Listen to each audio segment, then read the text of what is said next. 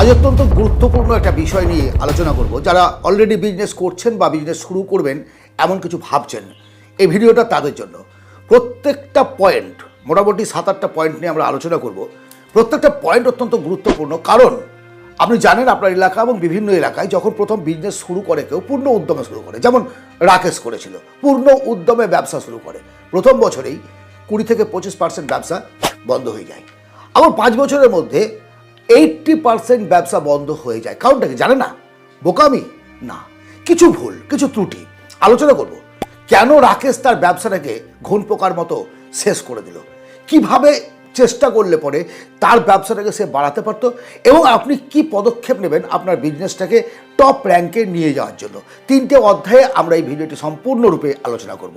প্রথম যে ভুলটা আমরা করি সেটা হচ্ছে ল্যাক অফ প্ল্যানিং, পরিকল্পনার অভাব। মানে দেখা দেখি কেউ একটা ব্যবসা করছে, তার ব্যবসায় প্রফিট হচ্ছে, আমি সেই ব্যবসাটা করে ফেললাম। আমি উপযুক্ত কিনা সেই ব্যবসাটা, সেই ব্যবসাটা আমার এলাকায় চলবে কিনা, প্ল্যানিংটা নেই যে কী ব্যবসা করব, কোথায় করব, কিভাবে করব, প্রফিট কত, কম্পিটিশান কেমন, এই সমস্ত প্ল্যানিংগুলো না করেই হুট করে একটা টাকা আছে, জমি বন্ধক দিয়ে হোক, মায়ের গয়না বন্ধক দিয়ে হোক, বা কিছু করে হোক বিজনেসটা শুরু করে দিলাম। ফল কী হলো? ফল হলো ফেলিওর, কারণ আমার প্ল্যানিং ছিল না। সেকেন্ড হচ্ছে কাস্টমার সার্ভে না করা। আপনার এলাকায় আপনি যে বিজনেসটা করতে চাচ্ছেন, সেটা গার্মেন্ট হোক, মানে কাপড়ের ব্যবসা হোক, গ্রসারি হোক, বা কোনো স্টেশনারির দোকান হোক, কাস্টমার ভ্যালুটা আপনি বুঝবেন যে কাস্টমারের কেনার ক্ষমতা কেমন। গরিব এলাকা, মধ্যবিত্ত এলাকা, ধনী এলাকা।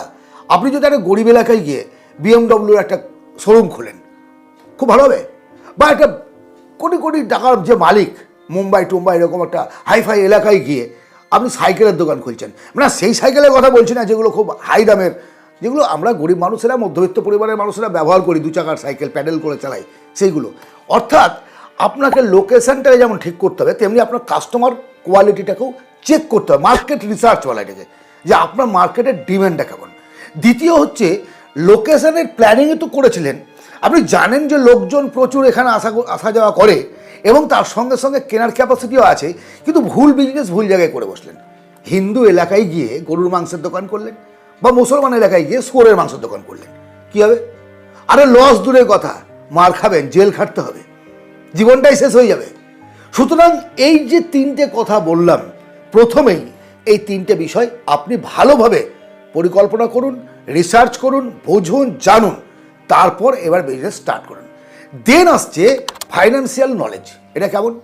আমরা বিজনেস করি, প্রচুর টাকা ইনভেস্টও করি, ঝাঁচকচকে শোরুম তৈরি করি, কিন্তু এমন একটা সময় আসে যখন আর টাকা খুঁজে পাচ্ছি না, অর্থাৎ প্ল্যানিং নেই। একটা বিজনেসের ক্ষেত্রে 3টে পার্টে টাকা ভাগ করে রাখতে হয়। নাম্বার 1 হচ্ছে আপনার স্টক। আপনি যে মালগুলো স্টক রেখেছেন তার জন্য একটা অ্যামাউন্ট লেগেছে, যেটা রোটেশন হচ্ছে, কিনছেন বিক্রি করছেন, কিনছেন বিক্রি করছেন, এই একটা অধ্যায় টাকার, সেখানে একটা টাকা কিন্তু লাগে। তৃতীয় হচ্ছে ক্রেডিট। আপনি যতই যা চেষ্টা করুন না কেন, কিছু ক্রেডিট পড়বে। এবার এই ক্রেডিটের টাকা, স্টকের টাকা এবং রোটেশনের টাকা আপনি কিন্তু ঠিকমতো ইউটিলাইজ করেননি, ভাবেননি। 12 মাস কি একই রকম ব্যবসা চলবে না? যদি হঠাৎ করে আরও বেশি ইনভেস্ট করার প্রয়োজন পড়ে, আপনি টাকাটা পাবেন কোথায়? এই কারণে বিজনেসটা মুখ থুবড়ে পড়ছে। আপনি লোন নিয়েছেন, লোন নিয়ে বিজনেস করছেন। আরে বিজনেসের লোন নিতে কখন নিতে? লোন না ভালো কখন? যখন আপনার পার মান্থ ইনকাম 50,000 টাকা, আপনাকে লোনের কিস্তি দিতে হবে 10,000 টাকা, আপনি লোন নিন, কিন্তু আপনি শুরুই করছেন লোন নিয়ে। অর্থাৎ ফাইন্যান্সিয়াল প্ল্যানিং একটা মারাত্মক ট্র্যাপ, যেটা আমরা করি না। এর হাত থেকে বাঁচতে গেলে আমি বলেছি প্রত্যেকটা ক্ষেত্রে কীভাবে বাঁচবেন, শুধু সমস্যা না, সমাধান কীভাবে করবেন সেটা আপনাকে ভাবতে হবে। টাকাটাকে 3টে পার্টে প্রথমে ভাগ করুন। একটা পার্ট আপনার কাছে এমার্জেন্সি ফান্ড হিসেবে রাখুন, যেটা দরকার পড়লে আপনি হাত দেবেন, নাহলে দেবেন না। এই যে 2টো পার্ট, এই 2টো পার্টকে আবার 3 ভাগে ভাগ করুন। ক্রিটিক্যাল মনে হচ্ছে, কোনো ক্রিটিক্যাল না। 2টো ভাগে ভাগ করে, 3টে ভাগে ভাগ করে নিয়ে 2টো পার্টের বলছি, একটা পার্ট তো আপনি এমার্জেন্সি পার্টে রেখেছেন, বাকি 2টো পার্টকে 3টে ভাগে ভাগ করে একটা স্টক রাখুন, একটা রোলিংয়ে রাখুন, আর একটা ক্রেডিটের জন্য রাখুন। বিজনেস ফেলিওর হবে না, কখনোই ফেলিওর হতে পারে না। রাকেশের আরও একটা ভুল যেটা ছিল বিজনেসটা তার ফেলিওর হওয়ার, সেটা হচ্ছে ল্যাক অফ মার্কেটিং। আজকের এই সময়ে যত ভালো ভালো কোম্পানি আছে দেখবেন, প্রত্যেকে কিন্তু নিজের অ্যাড করে, প্রত্যেকে আমি ভালো, এই বিষয়টি যদি আমি না বলি তাহলে কখনো কেউ কিনবে না। এই ঘড়িটা ভালো, এই ঘড়িটা ভালো, এটা কে বলবে? এই ঘড়ি কোম্পানিকেই বলতে হবে যে আমি এই ঘড়িটা প্রোডাক্ট তৈরি করেছি, এর মধ্যে এই এই বিষয়গুলো আছে, আপনি কিনুন, তাহলে এটা আপনি ইউজ করবেন কখন? যখন আপনি জানলেন মালটা ভালো। এই যে মার্কেটিংয়ের অভাবটা রাকেশ করেছিল, সে কোনো মাল কিনেছে, তার কাছে প্রোডাক্টগুলো ভালো ভালো প্রোডাক্ট আছে, আপনার প্রোডাক্টটা ভালো, কিন্তু কাস্টমার জানে না যে তার কাছে কি প্রোডাক্ট আছে, আপনি কি কি মাল বিক্রি করেন, কোন কোম্পানির করেন, কোন কোয়ালিটির, কেমন দাম, কাস্টমার জানে না, বোঝে না। আসবে আপনার বিক্রি হবে না। সোশ্যাল মিডিয়ার যুগে যদি আপনি মার্কেটিং করতে না পারেন ফ্রি অফ কস্ট, তাহলে কী করা যাবে? হোয়াটসঅ্যাপ, ফেসবুক, ইউটিউব, ইনস্টাগ্রাম, বিভিন্ন কিছুতে আপনি আপনার প্রোডাক্টটাকে অ্যাড করতে থাকুন। একটা প্রোডাক্ট আছে, এই প্রোডাক্টটা নিলেন, ছবি তুললেন, প্রোডাক্ট সম্পর্কে একটু রিভিউ দিয়ে সেখানে অ্যাড করে দিলেন। আপনার খরচ কিছু না। শুধু ফালতু রিল না দেখে নিজের কাজের জন্য আপনি ব্যবহার করুন না। সোশ্যাল মিডিয়া তো আপনাকে দিয়েছে, আপনি তো নেট মেরেছেন, আপনার হাতে তো একটা ফোন আছে, স্মার্টফোন আছে, আপনি সেখান থেকে ব্যবহার করুন, যেটা রাকেশ করতো না। দিনরাত শুধু দোকানে বসে থাকলো, কাস্টমার আসলো, ফোন ঘাটছে, গল্প করছে, ফোন মানে হ্যালো, ফোন নিয়ে প্রিয়জনকে ফোন, হ্যালো খাওয়া দাওয়া হয়েছে, কেমন আছো, এইসব করলে হবে না টাটে বসে। আর একটা কারণ হচ্ছে আপনার যে কম্পিটিশন আছে, ধরুন প্রত্যেকটা ব্যবসার আপনি একা ইউনিক ব্যবসা করছেন তা কিন্তু অন্যজন করছে, আপনাকে একটু অন্যভাবে করতে হবে। আপনি আপনার কম্পিটিশনারকে ফলো করছেন না। কম্পিটিশনারকে ফলো কীরকমভাবে করবেন? তার দোকানে কি কি প্রোডাক্ট কোন কোন কোম্পানির আছে, সেগুলোর রেট কেমন, তার কাছে কোন কোন কাস্টমারগুলো আছে, মানে quality of customer, quality of product, price of product, এই সমস্তগুলো আপনাকে আপনার কম্পিটিশনার কাছ থেকে জানতে হবে। এবং তারা কীভাবে কাস্টমার সার্ভিস দিচ্ছে, তার যে লোকজন আছে, কাস্টমার তো সার্ভিস দিচ্ছে, তারা কীভাবে দিচ্ছে, কেমন বিহেভিয়ার করছে, বিলিংটা কি অনলাইনে করে নাকি অফলাইনে করছে, হাতে বিল করছে নাকি অন্য কিছু মেশিনপত্র ব্যবহার করে, টাকা গোনার জন্য হাতে খাস খাস খাস খাস খাস খাস করে টাকা গুনছে নাকি মেশিনে বড় দিয়ে টাকা গুনছে। কম্পিটিশনার যা করছে আপনাকে তা করলেও হবে না, তার চেয়ে বেটার কিছু করতে হবে, তার চেয়ে ইউনিক কিছু করতে হবে। বেশি ইনভেস্টের কথা বলছেন, ইউনিক কিছু। আপনার প্যাকেজিংটা হয়তো একটু অন্য ধরনের হবে, আপনার ডেলিভারি সিস্টেমটা হয়তো একটু অন্য ধরনের হবে, মানে একটুখানি সেপারেট, একটুখানি ডিফারেন্স আপনাকে আপনার বিজনেসের ক্ষেত্রে রাখতে হবে। বিজনেস স্ট্যান্ড না করার আর একটা বড় কারণ হলো ধৈর্যের অভাব।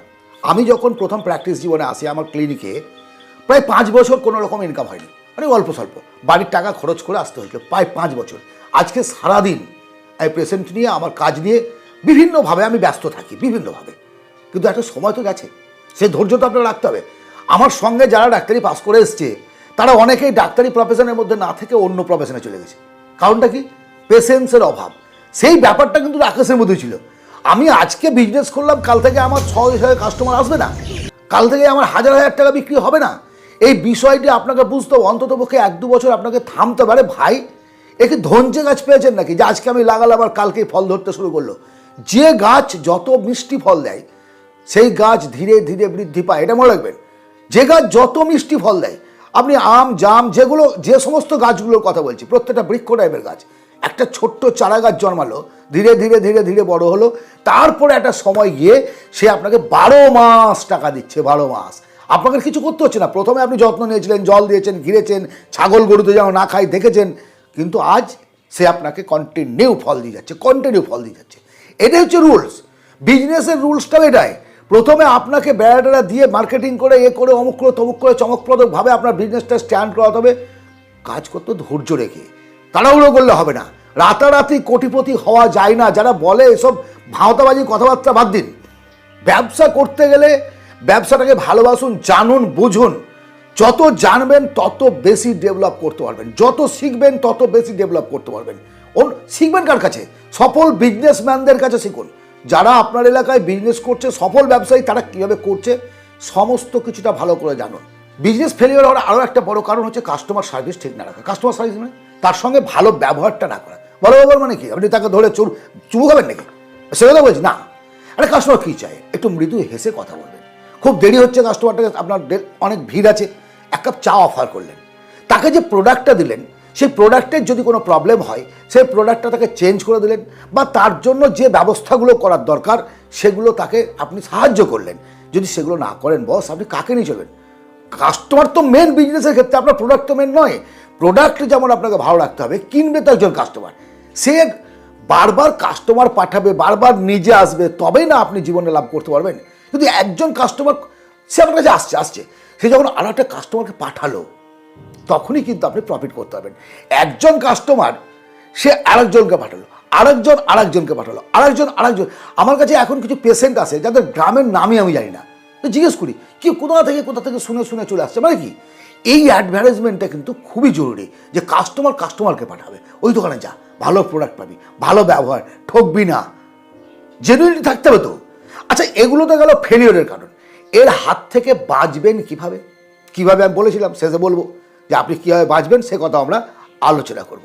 নাম্বার 1, যখন কোনো বিজনেস করবেন সেই এলাকাটাকে ভালো করে রিসার্চ করুন, আপনার কাস্টমার রিসার্চ করুন, এমার্জেন্সি ফান্ডের টাকা রাখুন আপনার সঙ্গে, কম্পিটিশনার যারা আছে তাদের ভালোভাবে ফলো করুন, কোথা থেকে মাল কিনবেন আর কাকে বিক্রি করবেন সেই বিষয়টাও ভালোভাবে ফলো করুন, তাহলে আপনার বিজনেস কিন্তু ফেলিওর হবে না। সঙ্গে ধৈর্য রাখুন এবং একটু ভালো ব্যবহার করুন।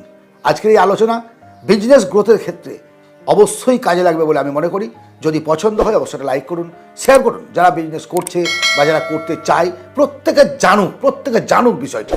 কারণটা কি জানুন তো, যদি বিজনেস করতে না পারেন বাংলা জাগবে না।